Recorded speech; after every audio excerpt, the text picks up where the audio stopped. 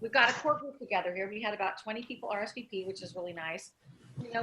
Some people are going to join a little bit later, so I think we should go ahead and get started. I personally think we're going to have a really interesting discussion here and have a lot of sharing opportunities. So everyone on the call right now is a veteran of the Bridge Club. So if you're not, or let me know that you're not. So just a couple of quick things. Today, and I'm on location today. First thing I'm going to say is if you are not speaking, please mute because there's a lot of noise going on. We want to be able to hear Dani and hear the questions and the conversation that happen. When you do want to speak, unmute yourself. And if we don't see you raise your hand or acting like you'd like to have something you'd like to say, just shoot me a quick little chat and I will make sure that your questions or your comments are loaded in. So as you all know, we do record this. And this is made available to our all access members after the fact. So do know that you are being recorded. Don't say or do anything that you would not want somebody else to hear a little bit later on down the road. And with all of that, I appreciate all the cameras that are on. Those of you who don't yet have your cameras on, if you can, that'd be really fabulous if you could, so we can see your sweet little faces. And I want to introduce Dani McVety. She's back again for another really terrific conversation. Dani, as most of you know, is the founder and CEO of the Lap of Love Veterinary Hospice, and also is a speaker and educator and just all around amazing person. I'm so glad to call her my friend, and I'm very pleased to introduce Dani now to start us off with our toast and conversation. Thank you. Okay, so I pulled up a nice toast that I haven't used before. So I have my little coffee here. All right, so to start us off, may you have the insight, or I already messed it up. May you have the hindsight to know where you've been, the foresight to know where you're going, and the insight to know when we have gone too far.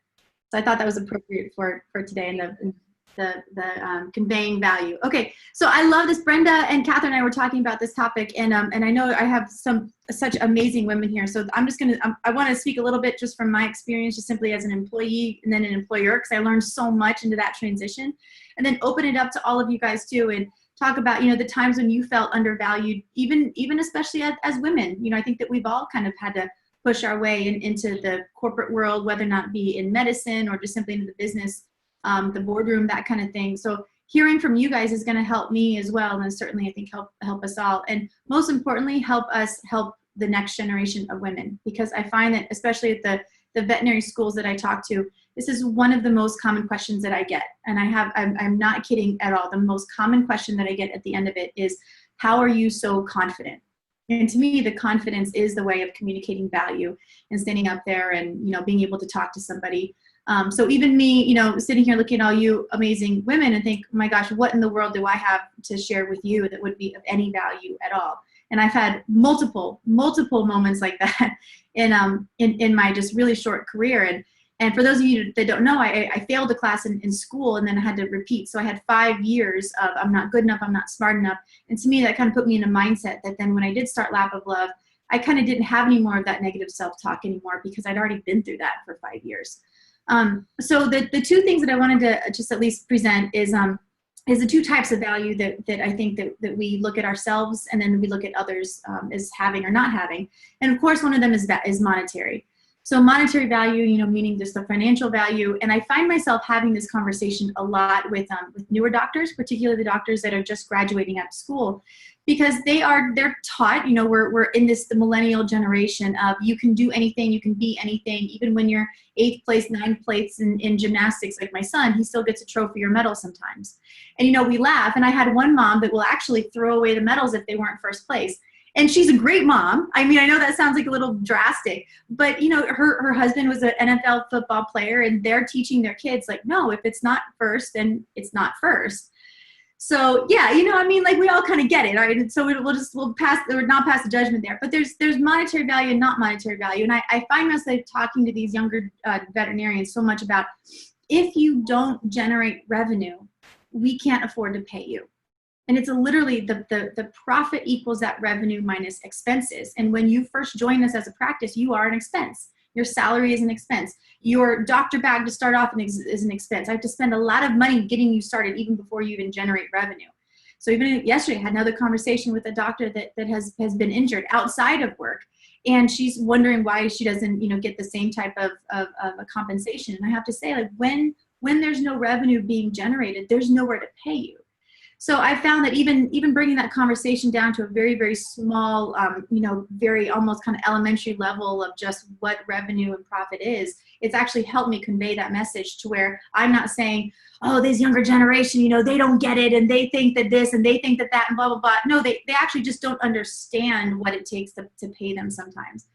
And then the other thing that I say is that, in order for you to be invaluable to this company or to anywhere you work, tell us the students, you have got to prove yourself, prove that you're invaluable, make your position completely, that this position doesn't happen without you. Of course, it's the total opposite of what the leader of the company is told. They're told, well, make yourself, where you can step away from the company and it still runs. But it's definitely different. And then the third thing that I convey to the students is, because they're always so worried about the judgment, because our clients, of course, will say something like, well, you must not love animals or you do this for free. And I don't know about you guys. I see the Forbes list of 100 most, richest people, or one of them was the richest women. And the very top woman has a jewelry store.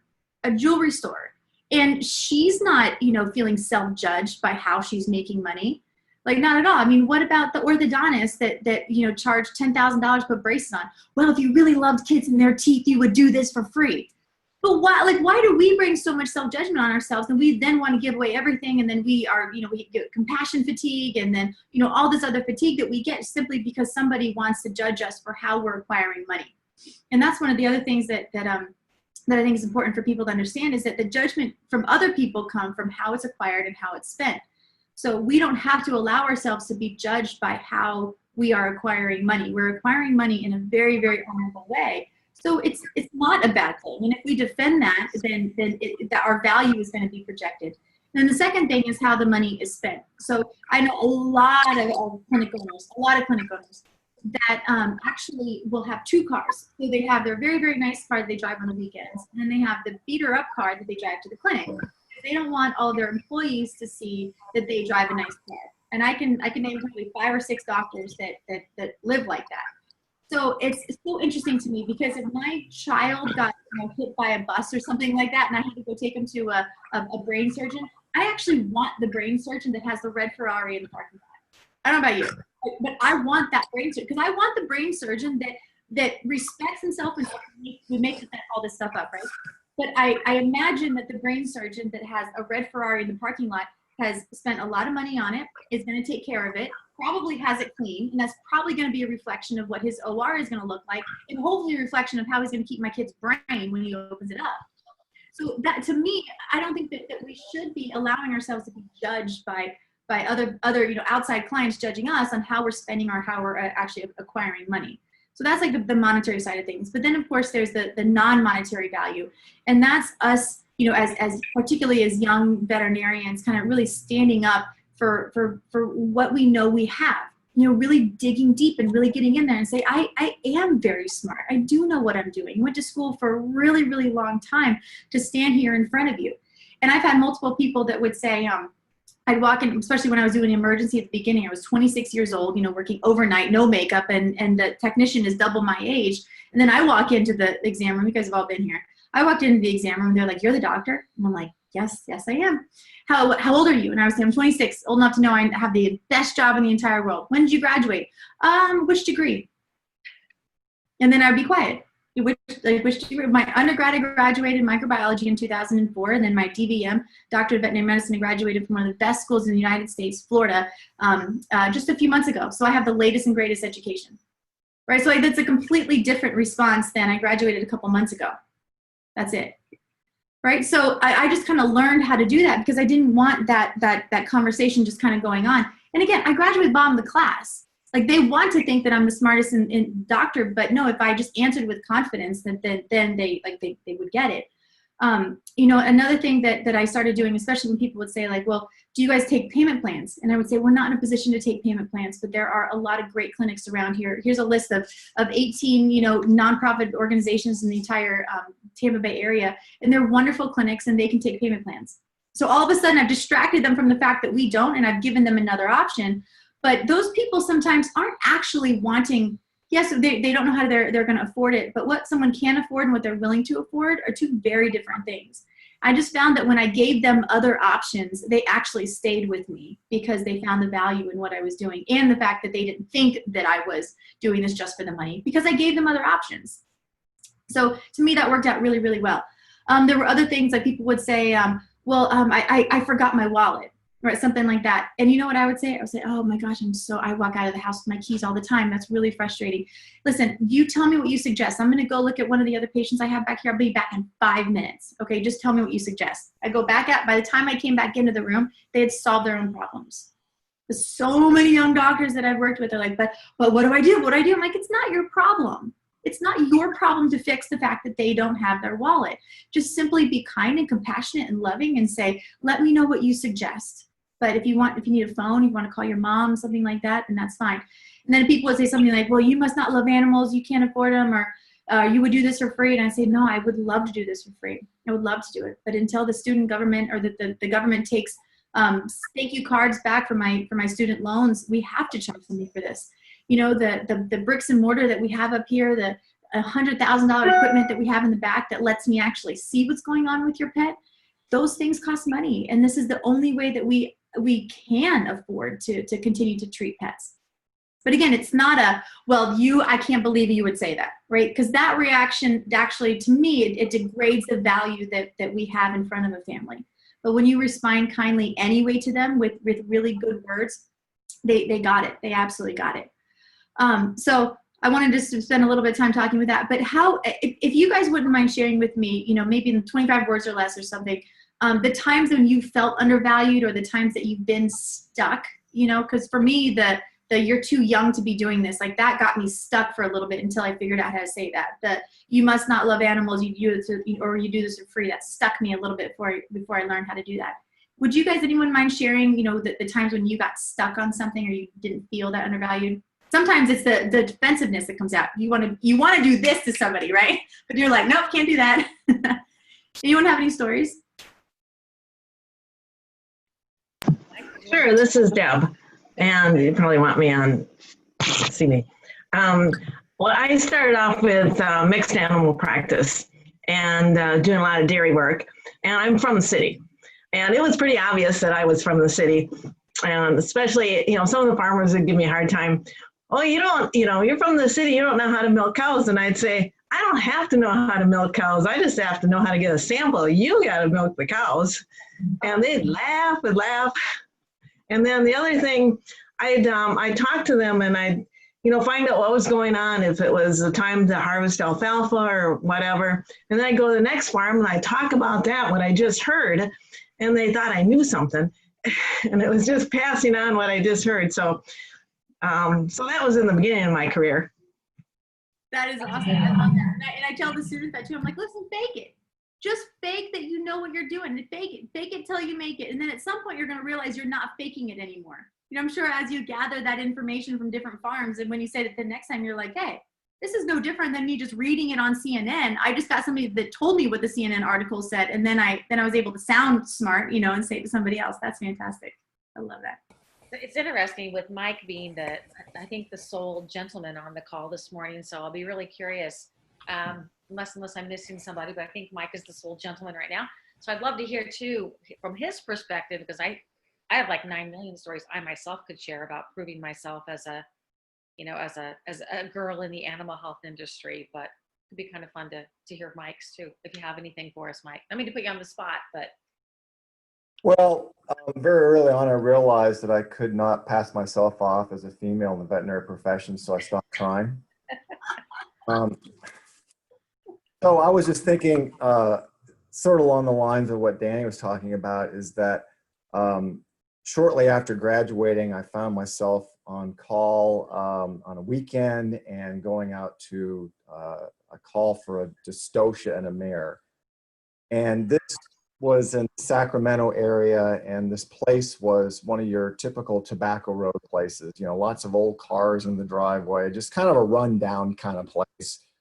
And this mare had a dead foal sticking out of her. So I had to do a phytotomy, and it was 100 degrees, and remember the guy came out with this glass of lemonade just watching me, didn't offer me any lemonade, just, and I sweat, and I got this thing cut out, and I did it exactly the way I've been taught in school, and it went as slick as can be. And then it came to say, well, what's the bill? And God, this is back in 1981. I mean, there's at least $300-400. And I looked around and I said, yeah, this guy can't afford $300. So I said, well, $200. Takes me in the house. We go in the kitchen, opens a cupboard and pulls out a coffee can out of the cupboard that's stuffed with money, just stuffed with money. Peels out 10, 20, says, here you go, Doc. That's mighty reasonable. And I left just going boing, boing, boing, because I had made assumptions about my value, about his willingness and ability to pay, all these assumptions. And that was one of the best lessons I learned right away, is never make assumptions based on appearances or anything else, or my own sense of my value. Yeah, for sure. Because I learned that so early in emergency medicine too. Somebody just, you think that they can afford it and what they can and what they're willing to afford. The lady with the Rolls Royce will come in, and her dog is it's an accessory in her life, let's just say. And so then they can't afford the $300, or what it is they don't want to afford $300. But the guy with the farm shop with the farm dog, that dog is his best friend with him every single moment. It's a worker, it's an employee, it's his partner. And they're willing to do anything for that dog because it plays a different role in their life, regardless of what the income really is, or the disposable income. Right. And so that gets to the point of what is value really. And I'm not trying to usurp what you're talking about, Dani, but it really is the other person's perspective and what they're willing to exchange. So we have something to offer, whether we're veterinarians or an industry or whatever we're doing, we have something, some expertise.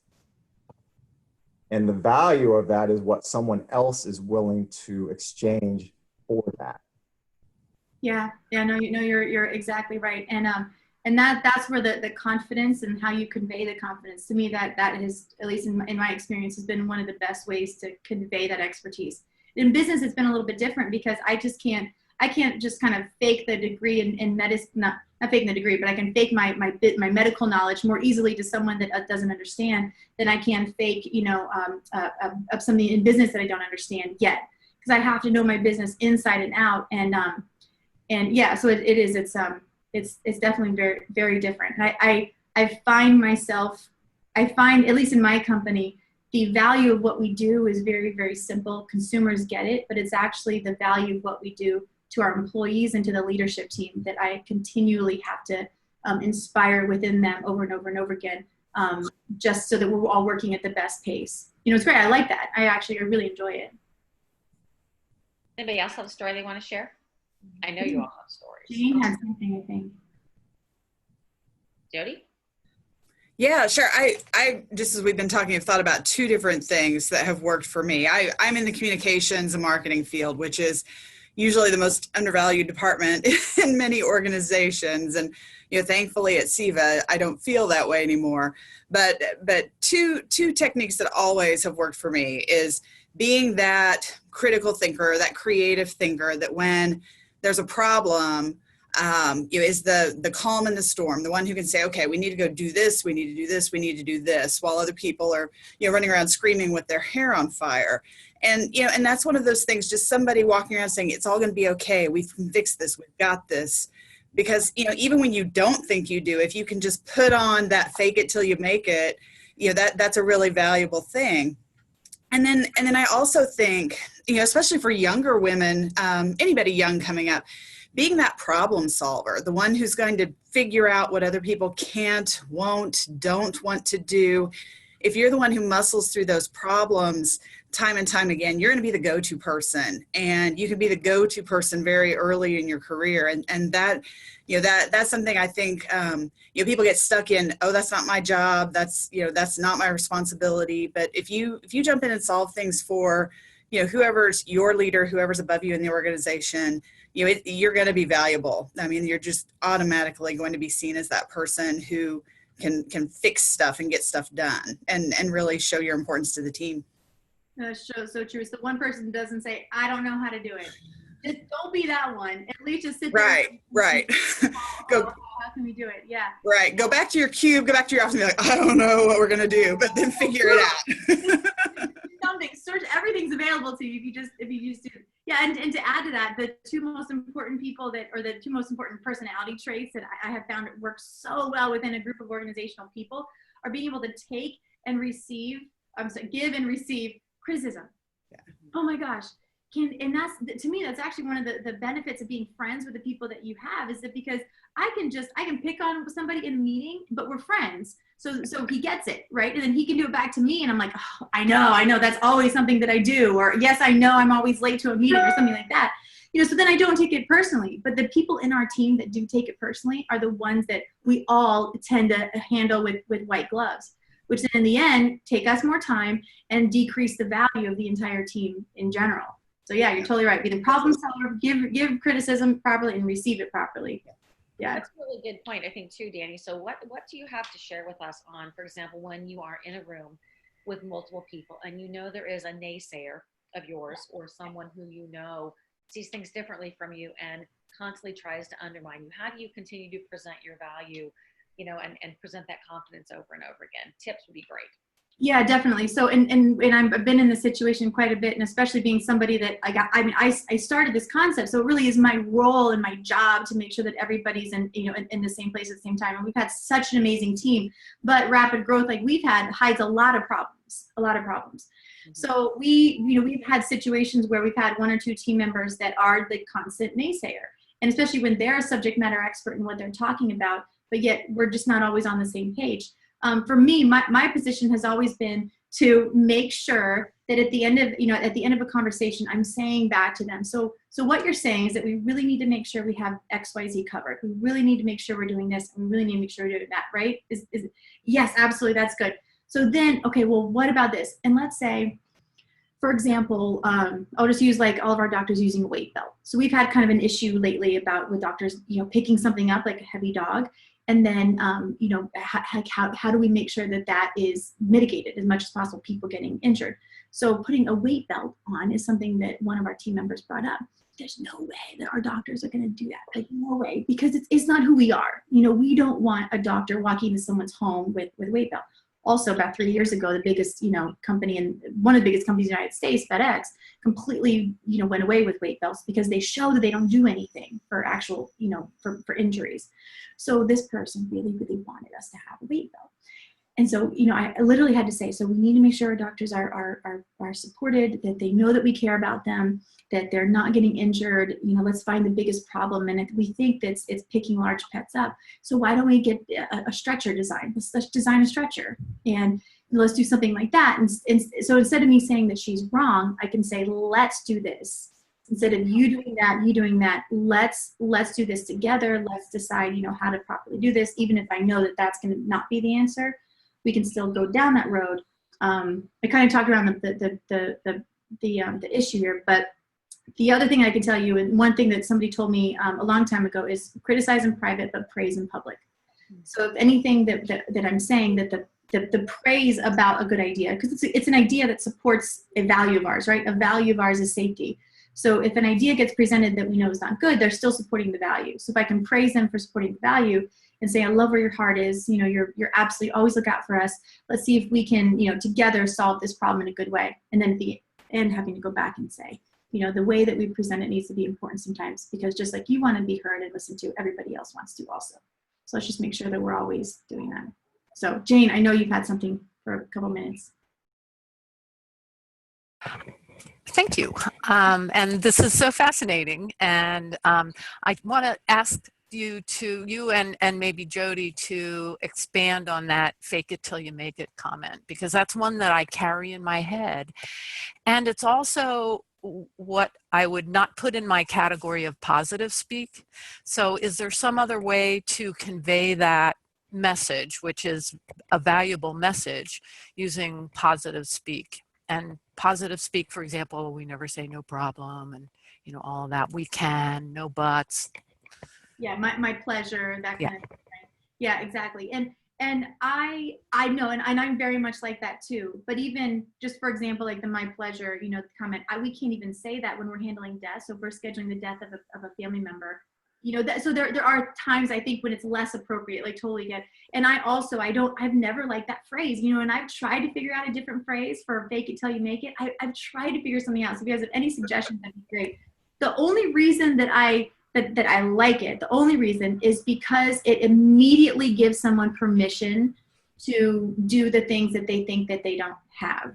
That's the only reason why I guess I'm okay with it. You know, because we all get it. Like if you fake it, boom, it's one word, one syllable, you know, one consonant, one vowel type of sound that just you immediately get what we're saying. So if there's a very concise way to say it you guys have, I'd be completely open to it too. Because I get it. I totally know what you're saying, Jane. How Yeah, about I'd love better words for that too. I know what's how about practice makes perfect? I like that. Practice makes perfect. It's really the same thing. Faking it, it's emulating a behavior, and it can be behavior that wouldn't feel natural for you. So it takes some effort to have that behavior, and it requires thought. You need to be thinking, in this situation, I want to have this behavior. And so it's a matter of making that connection between thought and behavior. And even if it might not feel natural, you do it. And when you do it repeatedly, that becomes the practice. And then, you know, so faking it, you know, it's not faking it from an insincere perspective. It's faking it because maybe this doesn't feel natural, but I understand it's the right behavior in the situation. It goes back to self-confidence a little bit too. It's almost like the little engine that could, right? It's like, I think I can, and you think you can often enough until suddenly you're doing it. And you realize that not only can you, but you can do it pretty darn well. And people are taking notice of the fact you're doing it pretty darn well. So why do you still feel inside like you're not as, you know, fabulous as maybe somebody else is telling you? And you know, that becomes then a personal problem, perhaps. I don't know, but it's interesting. And Jane, when I tell the students, that's why I say fake it till you make it. And then one day you'll realize you were never faking it in the first place. And that's what I say to them. And I'm like, listen, especially with the body language, I'm like, you guys are going to put these tools in your coat pocket, and just put these tools of eye contact and tools of hands, and you put these tools in your coat, and then you're going to find yourself using them. But then one day you're going to realize that you aren't actually putting your hands in your pockets anymore. Like the tools are there; they've become you. You know, and in the end, you were never faking it to begin with. Like I realized I faked my medical knowledge right at the beginning, quote, faked it. But when I look back on it, I'm like, no, I knew my stuff. I knew it. I wasn't faking anything.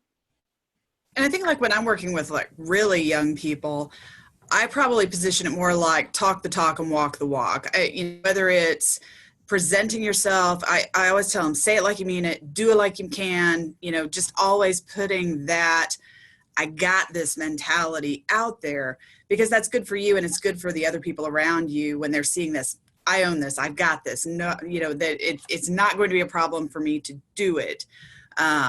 Yeah. So, you know, I guess talk the talk and walk the walk is maybe even a better way of characterizing when I'm, you know, trying to do it myself or advising other people that are struggling with, how do I do this? Yeah. Again, it goes back to that. What was the television, the commercial? Can't remember the product. It was a deodorant of some kind that never let them see you sweat. You know, it's like underneath you're just, you know, a mess, but on the outside you're all calm, cool, and collected, and only you know that you're nervous or, you know, not feeling like you're really ready to rock and roll. But, yeah, and the nervousness will go away. no, absolutely. Yeah, So I have to be the bad guy here and just say we have reached the end of the time that we promised. Happy to continue the conversation. I know Dani is, if anybody wants to hang around a little bit longer, but if you do have to drop off, you may certainly do so. But I think there are a couple other things that that we certainly could share and talk about if people are interested in hanging on for just a few minutes longer. So if you aren't able to, thank you very much for joining us. If you are able to, let's just carry on for a little bit. Yeah. Bye, everybody. Bye, Jody. Bye, Jen. Bye, Mike. So, and anybody have another question or comment? Emily, I know you just recently joined. If you have anything you wanted to bring forth to Dani. Yeah, sorry, I had the wrong time on my calendar, so my bad. But I'll watch the replay. You're good about that. That's good. All I know, and Kristen, I don't know your background at all, but I can imagine that you've been through, I'm just so interested to hear like what people would say to younger veterinarians or particularly just younger female people, walking into the profession, because I get these questions all the time. How do I enter this male world? Now to me, that's a perception. That's you just perceiving that it is and not understanding that we still have a place and we still have a way of like, you can use the things that you have, in good ways in order to be presentable, in a group of people. It came to me. You're on mute. Can you hear me? Yes. Okay. Well, first of all, I'm not a vet. I'm in the sales and media and marketing side of things. So, Even better. it was an interesting. No, you're okay. I pretend to be one. We'll say I know a lot more about animal stuff than I ever did because I came from consumer world and television and electronic media, and then came into the B2B space. So it's very interesting coming into the industry, and I absolutely love it. And I'm fortunate now to be out on my own doing media and marketing, still in the vet space, and I love it. But I think for me, the challenge has been where we were talking about feeling undervalued and how do you get through that is as my children have gotten older and that need to balance between being a mom, being a strong professional, and still, not having the ability to do your job well. When you reach a point where you have, and Brenda's been down this road too, but where you've got a 14-year-old, you're like, I've got 4 years left and he's off to college. All of a sudden your priorities start to shift a little bit. And, maybe you're not as valued because you're putting other things first. And it becomes a real challenge as to how to continue to be that strong career leader. But at the same time, put on the other hat and be mom. So. A really good point, and we want to have a session specifically on that, Kristen. So I think we could talk for days, all of us who are on this call. Yeah, we could. Have that experience and what's worked for us and what hasn't worked, for sure. I would love to listen to that. Yeah, Danny on the road all the time too, and it gets a little crazy sometimes for all of us. Yeah. So one of the things I wanted to share real fast, and then Danny, I don't mean to take over this, but we were talking about the weight belt, and this idea just came to my head that I'll share with those of us who are still here. Is what I like the idea of, even though the weight belt is not something you're going to carry into a room with you, from the perspective of the emotional support, and as we were saying, walk the walk, talk the talk. I like the concept of picturing our network as our own emotional weight belts. So when we go into a situation that we know is going to be stressful, or, we have to prove ourselves, or we feel not quite confident, the idea of knowing that we have that network of people supporting us and resources we can go to is almost our virtual weight belt that we take with us into some of those situations, underneath our clothing, or, underneath our lack of confidence or whatever. So You've given me the best idea. Mm-hmm. Well, good. I'm glad I'm getting, right. So this is 100% first pass on this idea, but especially for just for example, our doctors, but this could go for any organization. Everybody's away from each other. It's their one individual doctor in one city somewhere, and it's always a constant conversation how we keep people engaged. But how do we even give them a token? I grew up Catholic, so there are times when they put things up on the altar and the priest bless it, and everybody in the congregation is there, and then those tokens get brought back. But how do we almost give people a token of something that everybody else in the organization has touched or has, gosh, I'm thinking of that emotional weight belt that helps support everybody. I love this idea. So we're going to have an emotional weight belt gathering at AVNA. Yeah. Yeah, no, I really, really like this idea. I have ideas. I didn't mean to hijack. That just something that came to my mind. I'm like, wow, if I walked into a gathering of, high-powered individuals or whoever, where you feel like maybe we've all had that moment where why are we in the room with all these people? And if you just feel that security, that emotional security. So that's why that came to mind. Anyway, I'm totally carrying this way off track of Danny's presentation here, but there you go. I love it. So, okay, so we are at 9:36 Central Standard Time. Further comments, additional questions, conversations you want to open up before we say adios for today's gathering? Dani, last thoughts from you? I love it. No, I'm so thankful to hear from everybody else. I feel like I learned more just from listening. So thank you all for being here. Thank you everybody for participating, for signing up, for hanging on here. Those of you who are still here at the end of our little gathering, and look forward to seeing you again. I really appreciate everybody's participation and support. Yeah. Happy Wednesday. Have a great day. That's right. Happy Wednesday. Okay. Bye, guys. Bye.